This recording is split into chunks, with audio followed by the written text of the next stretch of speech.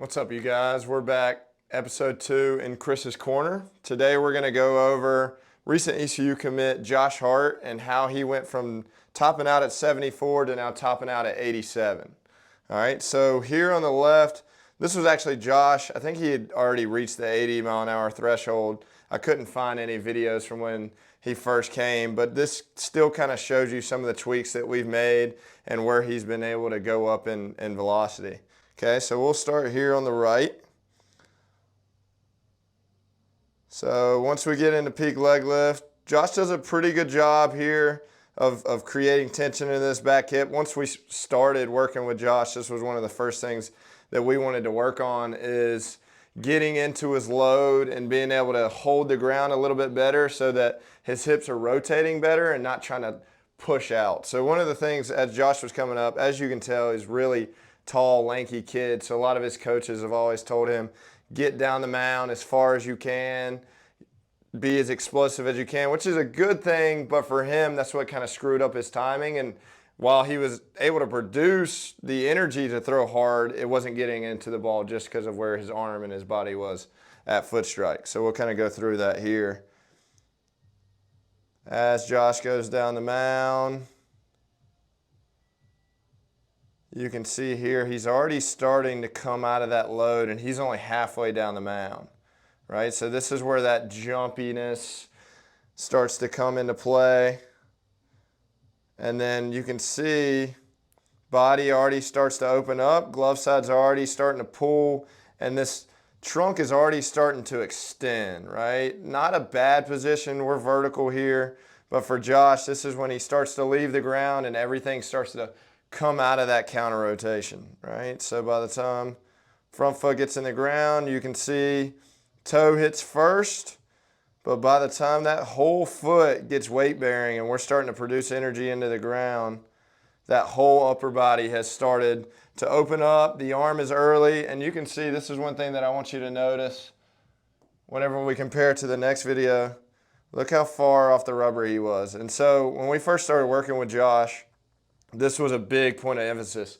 So by the time his foot landed when he first began, he was probably 6 to 8 inches off the rubber just from him trying to get down the mound and push off of the rubber, right? So as we continued to work, we'd try to get into the ground and get into that hip. That way we can stay stacked and that front foot gets in the ground a little bit quicker, right? You can see here as well, when he lands, his upper torso is already open, the arm is extremely early, so all this energy that he's producing from that front leg and from the ground doesn't have enough time to make its way into the ball, which is why, I mean, he was still throwing 80 in this position, but you'll see here as we go into the next video, which is a little more recent, Josh does an even better job now of creating tension into that back hip at peak leg lift, and then as he goes down to the mound, we're going to hold that tension a little bit longer, right? So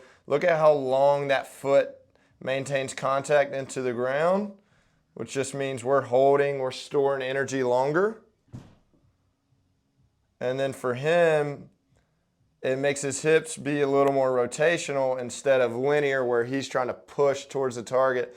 Now everything's just, I always like to think of that back foot just kind of velcroing off the ground, right? So if we're holding that energy as we're going into foot strike, that heel is just going to start peeling up off the ground and the hips rotate, which makes us have a little more contact into the ground. So at this point, he's still producing energy from that back foot, right? So at this point too, front foot's in the ground. We'll go back to really quick so you can see foot strike.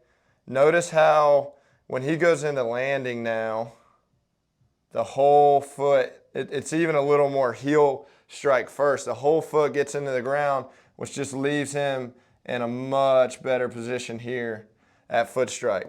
Trunk is closed, arm is still set back and trailing. So now the whole foot's in the ground, so we're delivering energy into the ground. Now that energy has a much better chance of making its way into the ball.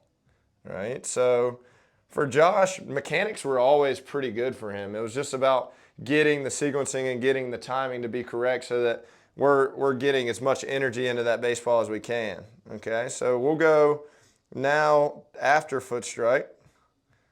Here's something I want you guys to notice too. Watch how into rotation he's starting to kind of peel away from the baseball. We get a little more lateral trunk tilt here. And so while it's not bad, we see a lot worse here. You can see the angle of the spine, right? We have a little lateral trunk tilt here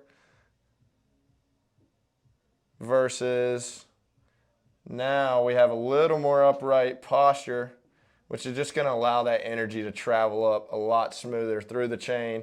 That way it makes its way into that baseball, right? So still a lot of work to be done from Josh. You can tell frame, he's gotten a lot stronger, he's gotten a lot faster, but one of the biggest things that's helped this kid take off and make his recent commitment to ECU is getting his timing to be more consistent and allowing that energy to flow up through the body a lot better, right? So if you guys have any questions or if you have any comments about these mechanics, please comment and let us know.